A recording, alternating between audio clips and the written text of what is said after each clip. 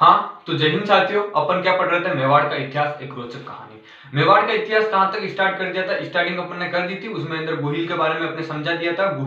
गुहिल ने किस तरह 566 ईस्वी के अंदर गुहिल वंश की स्थापना की थी। वो किसका, यानी शिलादित्य का पुत्र था। शिलादित्य कुश का 7वां वंशज माना जाता है। यहाँ तक अपने कंप्लीट हो गई थी। अलाउद्दीन खिलजी वाला आक्रमण भी देख लिया था। 1303 चित्तौड़ का प्रथम शाखा हुआ था, यानी रावल रतन सिंह ने केसरिया किया था और पद्मिनी ने क्या किया था? जौहर किया था। यानी यहाँ तक अपने कंप्लीट हो चुका था। इसके आगे राणा हमीर भी अपन ने पढ़ लिया था, जिसे विषम घाटी पंचानन यानी विषम परिस्थितियों में शेर के समान रहने वाला है वीर पुरुष के नाम से जाना जाता है। वीर राजा या हमीर को सर्वप्रथम राणा की उपाधि और मेवाड़ का उद्धारक हमीर को कहा जाता है। यहाँ तक अपन ने कंप्लीट कर लिया था। यानी मेवाड़ के अंदर किस वंश की स्थापना हो चुकी थी? सिसोदिया वंश की क्या हो चुकी थी? स्थापना हो चुकी थी। सिसोदिया के अंदर अपन ने किसको कंप्लीट कर लिया था? हमीर को कंप्लीट कर लिया। और हमीर का पुत्र आता है क्षेत्र सिंह। कौन आता है? क्षेत्र सिंह। इसके समय मेवाड़ मालवा संघर्ष क्या हुआ? प्रारंभ हो गया था। अब क्षेत्र सिंह हमीर का पुत्र था। क्षेत्र सिंह, क्षेत्र सिंह ने क्या किया? मेवाड़ का क्या किया? विस्तार किया। यानी भीलवाड़ा को जीत लिया, अजमेर को जीत लिया। छप्पन का मैदान किसे कहते हैं? डूंगरपुर और बांसवाड़ा के बीच का जो एरिया होता है ना, उसको छप्पन का मैदान कहते हैं। यानी मेवाड़ मालवा संघर्ष किस राजा के समय आरंभ हुआ था? तो क्षेत्र सिंह के समय मेवाड़ मालवा राजा यानी मेवाड़ मालवा का संघर्ष आरंभ हुआ था। क्षेत्र सिंह को खेता सिंह के नाम से भी जाना जाता है। इसकी एक दासी थी, क्षेत्र सिंह की दासी थी। दासी का नाम था खातिम। क्या नाम था? खातिम। इसके कितने? 2 पुत्र थे। एक तो चाचा, एक आया मेरा। ये अपन आगे पढ़ेंगे। ये दोनों जो पुत्र थे ना, खातिम यानी इसकी दासी के पुत्र चाचा और मेरा, ये आगे राणा मोकल की हत्या करेंगे जब राणा मोकल झीलवाड़ा अभियान करेंगे 1433 के अंदर। तो क्षेत्र सिंह के बारे में आपको ज्यादा याद नहीं रखना है। क्षेत्र सिंह के बारे में यही बात याद रखना है कि इसने अपने साम्राज्य का विस्तार किया था, छप्पन के मैदान को जीता था। मेवाड़ मालवा संघर्ष किस राजा के समय आरंभ हुआ था? क्षेत्र सिंह के समय आरंभ हुआ था। बस क्षेत्र सिंह की यही बात है। अब क्षेत्र सिंह के बाद आता है राणा लाखा। कौन आता है? राणा लाखा। अब लाखा को क्या हुआ? दुनिया में कुछ लोग ऐसे होते हैं जो बहुत खुश नसीब होते हैं, उनको सब कुछ अपने आप मिल जाता है। जैसे आप मुकेश अंबानी को देखिए। मुकेश अंबानी ने अपने साम्राज्य का विस्तार नहीं किया, उसने केवल साम्राज्य का विस्तार किया है, बल्कि उसको साम्राज्य किससे मिला था? धीरूभाई अंबानी ने खुद अपने दम पे बनाया था। यानी कोई ऐसे होते हैं जो अपने दम पे प्लेटफॉर्म खड़ा करते हैं, किसी को विरासत के अंदर मिल जाती है। तो राणा लाखा भी एक शुभ राजा माना जाता है। इसकी किस्मत बहुत अच्छी थी, इसने कुछ नहीं किया, अपने आप हो गया। राणा लाखा के समय पर उदयपुर में किसकी? जावर की खान की खोज हो गई थी, जिसमें सोना और चांदी बहुत ज्यादा मात्रा में निकलते हैं। यानी राजस्थान के जब आप खनिज पढ़ोगे ना, तो भारत के अंदर जो 90% चांदी निकलती है ना, वो जावर की खान से निकलती है। राजस्थान के अंदर 90% चांदी। और सीसा जस्ता संयंत्र चंदेरिया चित्तौड़ के अंदर है, वो जिंक स्मेल्टर संयंत्र के नाम से जाना जाता है। एक देवारी उदयपुर के अंदर भी है, हिंदुस्तान जिंक लिमिटेड के नाम से जाना जाता है। तो राणा लाखा के समय किस उदयपुर में किसकी खोज हुई थी? जावर की खान। जावर की खान का आपने नाम सुना होगा। जावर की खान राणा लाखा के समय खोजी हुई थी। और राणा लाखा ने क्या किया? जब अलाउद्दीन खिलजी ने क्या किया था? चित्तौड़ में प्रथम आक्रमण किया था ना, 1303 के अंदर प्रथम शाखा हुआ था। तब अलाउद्दीन खिलजी ने जिन मंदिरों को तोड़ा था, उन मंदिरों को किसने वापस निर्माण करवाया था? राणा लाखा ने निर्माण करवाया था। राणा लाखा के समय किसका निर्माण हुआ था? यानी किसका? पिछोला झील।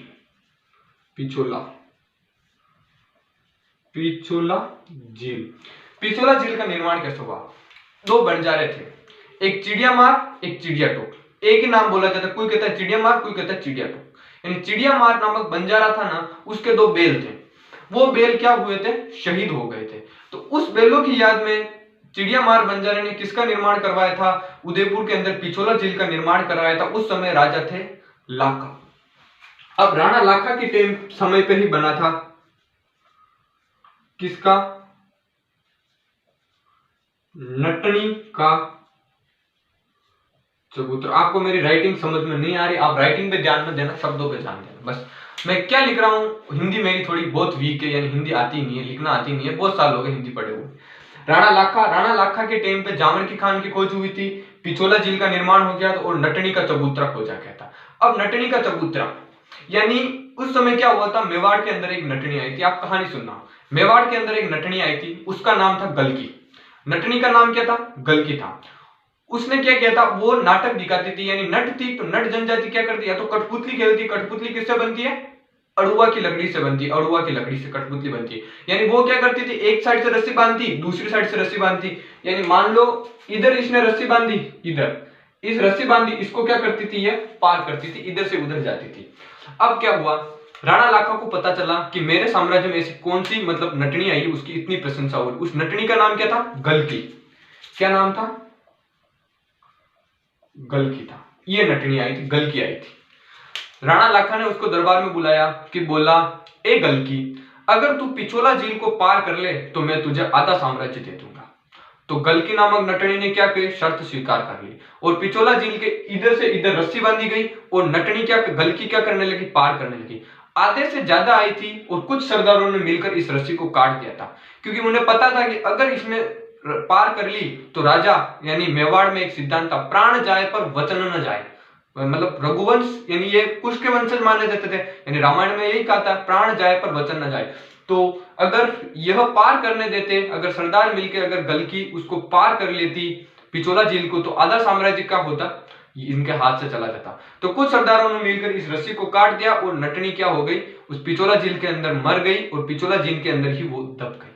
यानी नटनी का चबूतरा पूछे ना, तो नटनी का चबूतरा बना हुआ है उदयपुर के अंदर। तीन चीजें आती है, एक तो आती है नटनी का चबूतरा, एक आती है नटनी की छतरी, एक आती है नटनी का बाग। नटनी का चबूतरा उदयपुर के अंदर, नटनी की छतरी जालोर के अंदर, नटनी का बाग अलवर के अंदर। तीनों चीजें याद रखना। नटनी का चबूतरा उदयपुर पिछोला झील के किनारे, नटनी की छतरी जालोर के अंदर, नटनी का बाग अलवर के अंदर।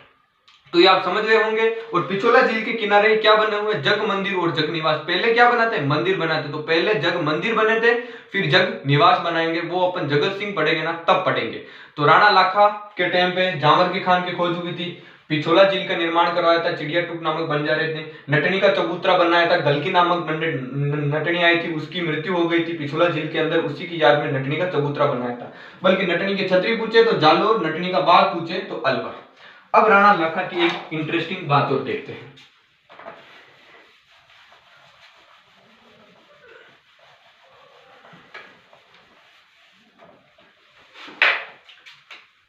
यानी लाखा का विवाह किससे हुआ था, हंसाबाई से, हंसाबाई से हुआ था, हंसाबाई। आप याद रख सकते हो, ये है मेवाड़, और यहां क्या है, मारवाड़। मेवाड़ का राजा था लाखा। लाखा के कितने पुत्र थे, दो पुत्र थे, एक तो था चुंडा सिसोदिया, और एक था